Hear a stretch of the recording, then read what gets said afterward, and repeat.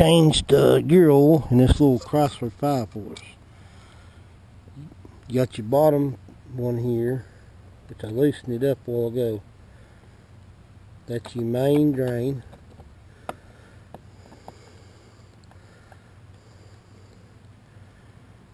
It'll start coming out a little bit when you take it out. Now when you're up here at the top, you got a vent. It's called a vent. It'll start coming out there pretty good when you loosen that vent up.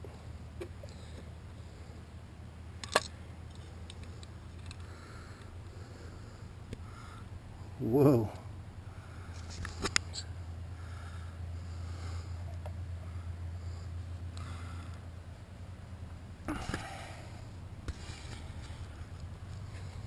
Anyways,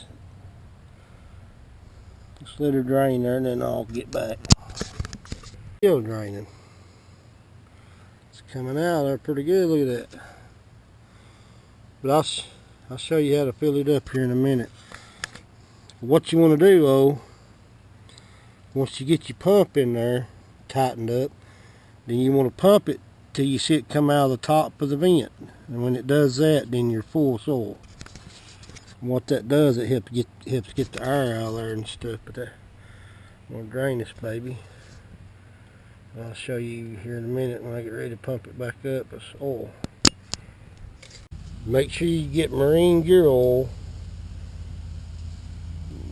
Use that G5. It will lubricate, but if it ever gets water in there, then that's when your damage will come. What you want to do here is pump it till it comes out of the vent. Once it comes out of the vent, then you know you're full. And that helps get the air out of there too. See?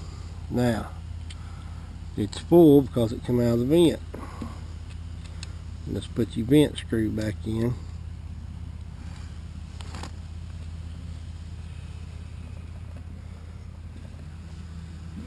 And then take this back out and put your bottom screw back in.